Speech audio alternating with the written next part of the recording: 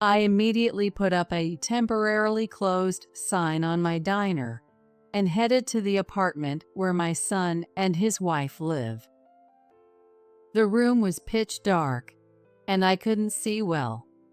It was chilly inside, and it seemed the heater wasn't on. I called out my two grandkids' names as I entered the room. "Mary, Kevin, Grandma's here." As I moved further in, I saw two small figures moving in the unlit living room. When I turned on the light, I saw a gaunt Mary shivering in the freezing room. Next to her, Kevin was trembling while eating a banana from Mary's hand. 4 anxious eyes stared at me. "What's going on?" "Mary, Kevin." Unable to bear it, I hugged them both tightly. Both Mary and Kevin clung to me and started crying loudly. Their tiny hands gripped my body tightly. I could only imagine how scared and lonely they must have been. Their mom collapsed and never returned from the hospital. Thinking about their feelings made my heart ache. Their dad, John, was not there. When I called to ask where he was, he laughed and said, "We're on a family trip to Hawaii. We'll be back tomorrow." "I see. Be safe." I hung up the phone. When he returned home later, he witnessed an unbelievable scene. My name is Diana.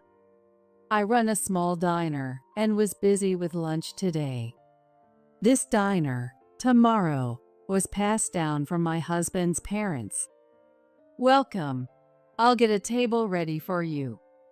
Running the place by myself makes it hard to keep things moving. Regular customers reassure me not to worry when they see me flustered. Take your time. No need to rush. Those words give me a little comfort. Some regulars have been coming since my husband's parents' time, and others are new, living or working nearby.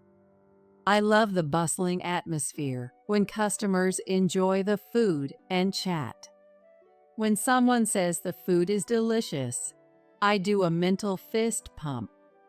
I used to run the place with my husband. People can't feel good if they're hungry. So we make food that lifts their spirits. That was his favorite saying. We enjoyed coming up with the menu together, counting the money at the register, and rearranging the seating. It was fun to come up with various ideas and improvements. These days continued until our son, John, was in high school. But when John was in his second year of high school, my husband passed away in an accident. It was a tough time, and I considered closing the diner. John was preparing for college and couldn't help with the diner. I didn't think I could manage alone. During that time, one of the regular customers saw me in town and said, "We're waiting for you." That smile gave me the strength to try running the place by myself again. "Don't worry, it'll work out somehow." I consulted with my friends and in-laws, and we scaled down the business to a manageable size. 3 months after my husband's death, Tomorrow reopened. John successfully passed his college entrance exams and got into his first choice school. "I want to live on my own because it's far from home." "Sure, that's okay. Let's go check out some places." I tried to accommodate John's requests as much as possible. Both my husband and I were always busy with the diner, so we didn't have much time for John when he was young. The diner was thriving, so we couldn't neglect it. Even after closing, my husband would stay to prepare for the next day. I would go home, make dinner, and spend time with John while waiting for my husband to return. Is Dad working again today? I still remember little John asking that every night. The sad look on his face is still etched in my mind. I wished we could have had family dinners together more often, but it only happened once or twice. I felt guilty for having made John feel lonely for so long. I want you to learn what you want and find your path, John. Give it your all. I told him this before he moved out for college. John just nodded slightly. He said nothing more. Even after he started living on his own, I continued running the small diner by myself. We had enough savings for his college tuition, so we didn't need scholarships. Those 4 years of his college life flew by. During that time, I kept the diner running on my own. After graduating, John got a job and started working as an adult. John, dressed in a suit and tie, squeezed into a crowded train on his way to work. Imagining that scene, I smiled to myself, thinking about how much little John had grown. He even had a girlfriend he was serious about marrying. When he introduced her to me, I was stunned. John's girlfriend, Maggie, was as beautiful as a magazine model. Nice to meet you. I'm Maggie. I'm dating John. Her beautiful voice and polite manner overwhelmed me. I thought she must come from a very wealthy family. Not at all. We're just an ordinary family. She laughed softly, looking very elegant. I wondered what part of John had attracted such a wonderful person. They were already living together, or rather, John had moved into Maggie's place. I had no choice. My place was too noisy next door. You had no choice, huh, John? It's fine. I originally rented a slightly bigger place, so it works out well. Maggie said cheerfully, coming to his rescue. Her polite language, refined manners, and bright smile. I instantly took a liking to her and found myself saying, "Thank you for taking care of John." They got married, and 3 years later, they had 2 children. The first was a girl named Mary. The second was a boy named Kevin. So, I've become a grandma now.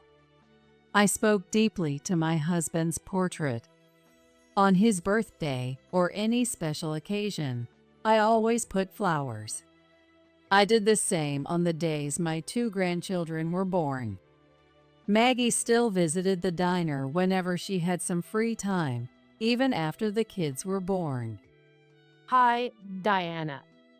Oh, welcome, Maggie. How's work? Since my kids were born, I switched to my job I can do from home. Wow, it's amazing that you can do that nowadays. I looked back and forth between little Mary and Kevin with admiration. Even these little ones will grow up and eventually become independent like John. Thinking about it, children seem so mysterious, and I couldn't help but stare at them more intently. As the seasons passed, my 2 grandchildren continued to grow. As more wrinkles appeared on my face, Mary eventually started elementary school. Mary, how old are you now? One day, I asked Mary when she visited the diner. I'm 6 now, and I'll be 7 on my next birthday. Her response was so proper that she didn't seem like a first grader. She must take after her mom. Maggie said Mary was also great at taking care of her little brother, which was a big help. They don't fight and get along very well. She said this with a proud smile on her face. Everything seemed to be going smoothly, and the future looked bright, but that wasn't entirely the case. I had one concern. It was about John. He had a personality that couldn't stick with a job for long, even after getting hired. He quit the company he joined right after graduating from college in less than 6 months. There were too many tasks, and the pay wasn't worth it. After that, he got another job at a different company. But he quit this one as well in less than 3 months. I can't do what I want, and I can't stand not having remote work. You can't keep changing jobs so often. You'll never settle down. It's not my fault. It's the bad economy. Whenever something didn't suit him, he'd complain and quit. Seeing him like this, I shrugged my shoulders. If you're not working, you should at least help take care of Mary and Kevin. What? No way. That's Maggie's job, not mine. It was Maggie who was supporting the household in place of John. While talking to me, John was glued to his smartphone. I wondered what he was so engrossed in. Oh, Mom, look at this. I'm into food blogging and post on social media.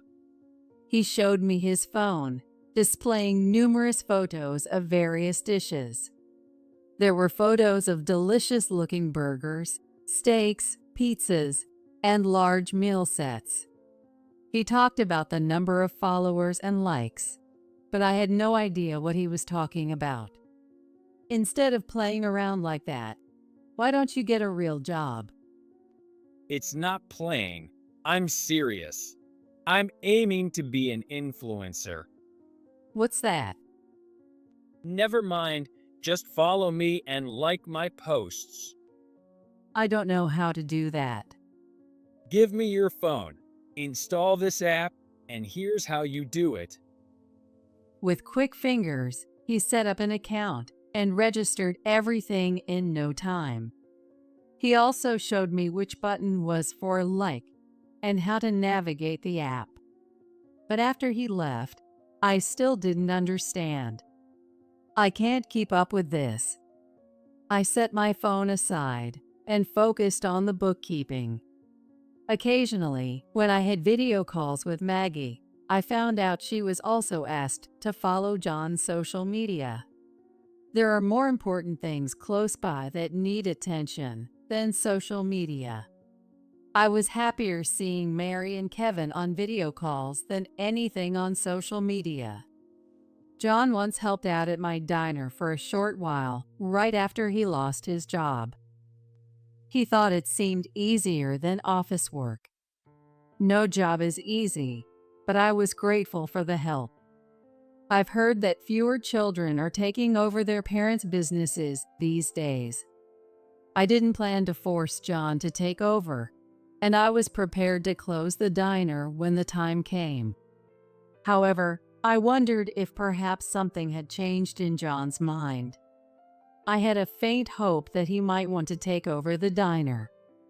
I was delighted to have him work in the diner, guiding customers and taking orders. He got along well with the regular customers and chatted with them, which was refreshing to see. For the first week, things seemed to be off to a great start. Maybe this suits him better than office work. I was thinking that, but starting the following week, John gradually began to slack off. He barely took orders, didn't clean up, and hardly guided customers. To make matters worse, he started browsing social media in front of customers.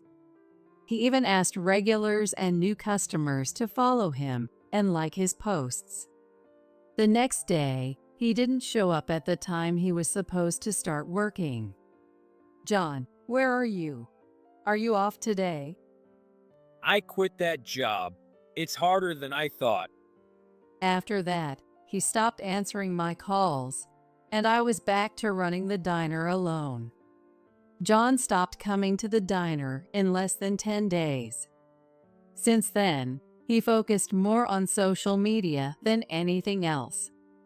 Meanwhile, Maggie had recently taken on multiple jobs and was cutting back on sleep. I worried that she might collapse someday. But John didn't seem concerned and continued his food blogging and social media posts. During one of our occasional video calls, Maggie let slip her true feelings. I wish he could at least earn a little money. She looked unusually dejected. Her shoulders slumped. That beautiful smile was gone, and her lovely voice sounded faint. John was still out food blogging and rarely home. When I scolded him, he always said, If I get famous and build connections, it'll pay off in the future. I listened to his words, doubting they would amount to anything. However, if John could make a living that way, I wanted to support him.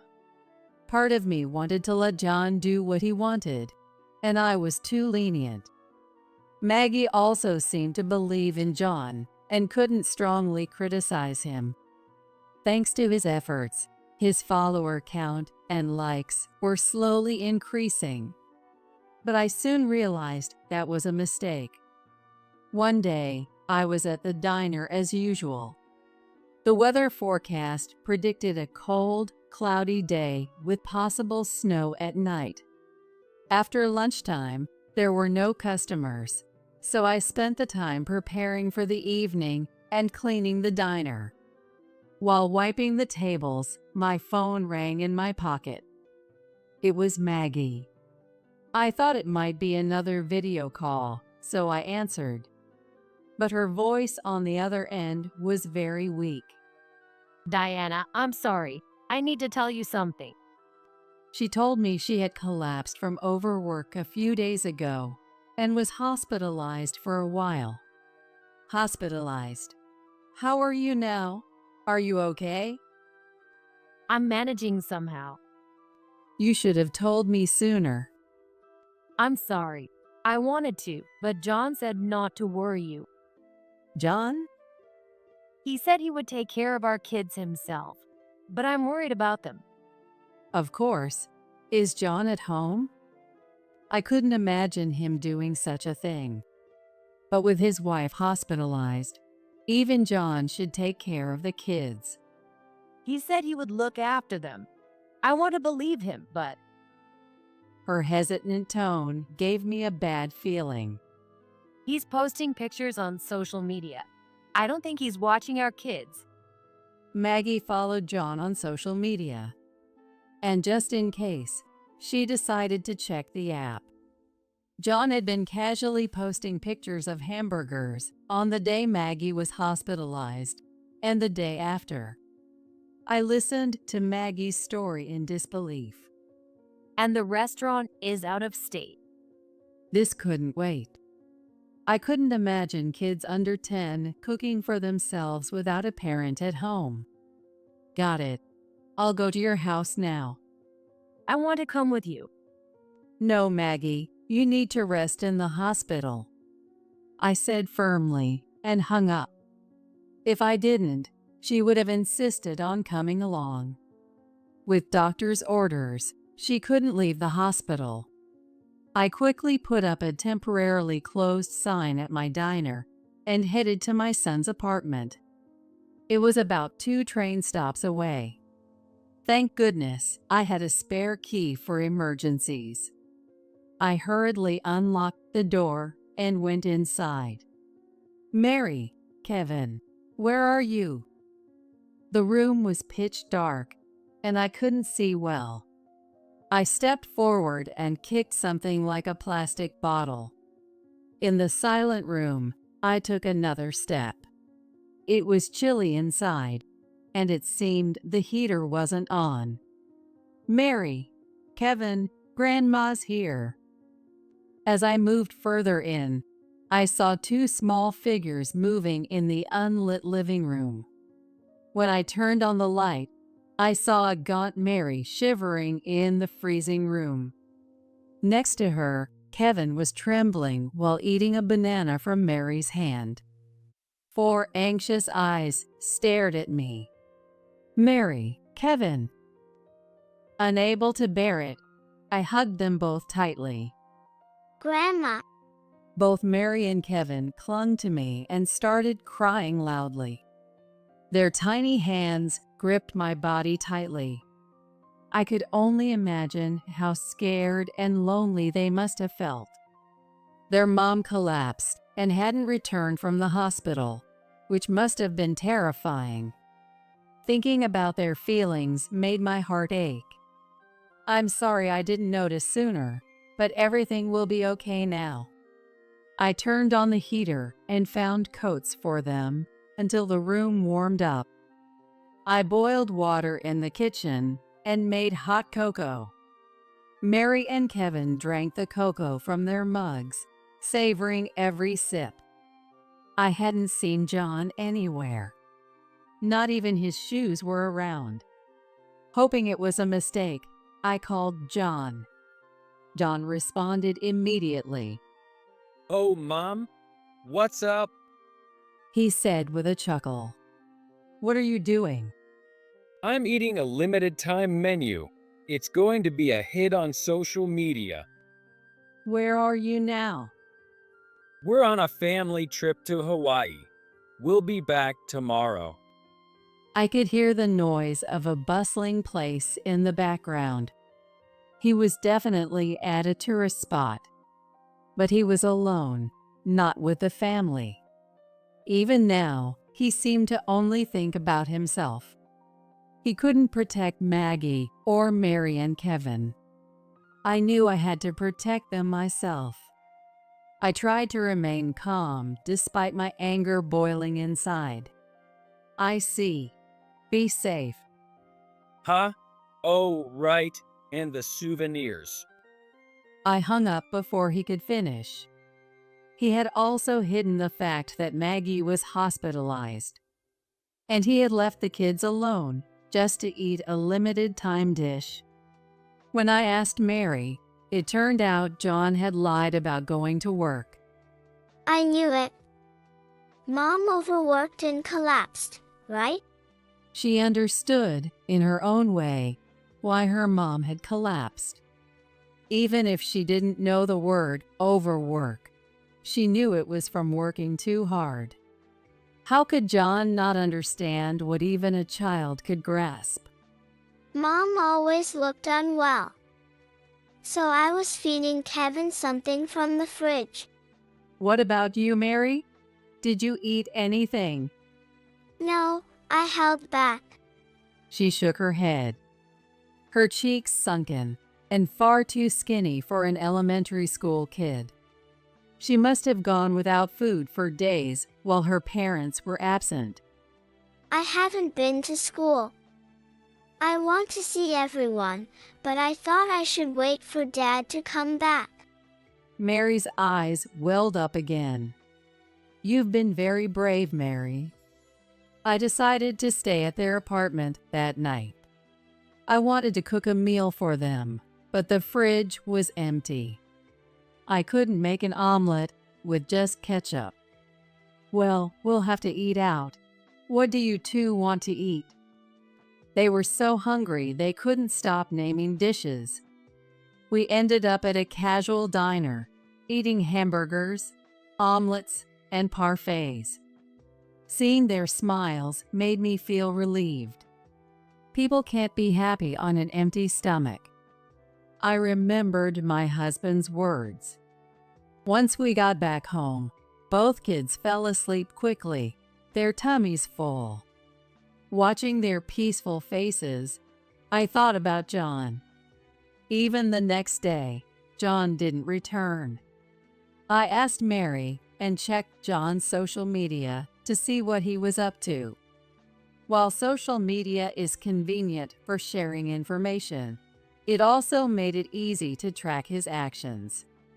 That day, he posted about eating pizzas at another restaurant. That boy. Just wait. I took 2 kids to visit Maggie in the hospital. Just as I arrived, Maggie was getting ready to check out after being cleared to leave the hospital. Maggie, Mary, and Kevin were thrilled to be reunited at the entrance. But why are you here? I can't tolerate what John is doing. You all should come stay with me. But I can't impose on you. You're not imposing. It's John who's causing trouble. I'm sorry for his awful behavior. I then whispered a plan to her. Maggie was momentarily surprised, but then decided to take action.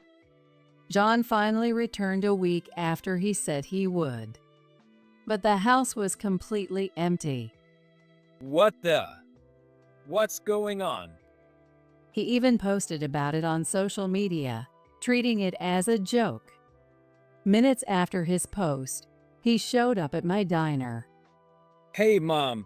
Listen, Maggie and the kids. He started talking as if he couldn't believe it. When I got home, nobody was there and everything was gone. So? It was lunchtime, and the diner was full of regulars. John, looking for sympathy, started sharing his story with them. I've been working so hard on social media for my family, and my wife and kids just left. Oh, that's tough. I listened with indifference, but the regulars had a different reaction. I could hear the sound of chairs scraping as people stood up around me. Then, slowly and quietly, they began to close in on John. Isn't it terrible? Right, everyone? Still not understanding the situation, John continued to provoke. You're the guy who calls himself Johnny on social media, right? Yeah. Are you a fan? Thanks for following me. Not a chance. You practically forced us to follow you. What? Other customers nodded in agreement. I keep receiving notifications, so I looked at your posts and found that you treat the food poorly. Did I do that? Yeah, you played around with free toppings and dismissed food after one bite, saying it was awful. That was just a joke. And you neglected your wife and kids while fooling around. But I was trying to become an influencer to make money for them. What influencers? The regular customer blushed red and scolded John. Others joined in, and the diner was filled with shouts of disapproval. I had explained the situation to the regulars before John arrived. Maggie had canceled the apartment lease right after being discharged from the hospital. And now she is living with me along with Mary and Kevin. Because John had neglected his family, focusing only on his social media. Moreover, he was solely focused on increasing his followers and likes on social media. When I told the regulars about everything, they were furious, having seen John's actions online. One regular said, "I'll give him a piece of my mind," and called others to join in. Unaware of all this, John continued posting on social media. Stop it. It's not my fault. Help me. Crying, John was pushed out of the diner by the angry regulars. Never show your face here again. John was harshly scolded by the regulars and fled, screaming. After that, he disappeared. A few weeks passed. The weather forecast mentioned preparing for pollen as spring approaches. I've been feeling a bit itchy in my nose lately, probably because of that. Maggie, who suffers from hay fever, complained about her nonstop runny nose. I noticed more regulars wearing masks too. Thinking about John, I remembered that he didn't have hay fever, as far as I knew. His whereabouts were unknown. He had been urging his friends to follow him on social media in his quest for fame. But that backfired. Since that day, his social media account had been flooded with negative comments from followers who knew the situation. Of course, his identity was exposed, and he probably won't return to this town. It's karma for disrespecting food. I continued running my diner while living with Maggie and my 2 grandchildren. We recently created a website for the diner, Tomorrow, allowing customers to make reservations via smartphone. Maggie, who works in web design, handled it effortlessly. The website featured our menu and the spirit of the diner inherited from my husband's parents, as well as information about my husband. I never got to meet John's dad, but through these stories, I feel like I know him. It's a wonderful website. Thank you, Maggie. Her contributions didn't stop there. She systematized our inventory and sales accounting, making daily bookkeeping much easier. What used to be done by hand is now automatically calculated by entering it into the computer. How convenient. Even I, who struggled with smartphones, quickly got the hang of it. With the ability to handle phone reservations, customer traffic increased. Mary started visiting the diner after school. She even helped answer the phone. Hello, this is Tomorrow. Yes, you'd like to make a reservation? Though a bit hesitant, she shook her head when I offered to take over. The special is, fried chicken. It's seasoned with special spices and fried to a crisp. Her diligent note-taking while handling calls charmed the regulars. Everyone was enamored by her cuteness. I wondered if she might take over my diner someday, as I continued to manage it day by day.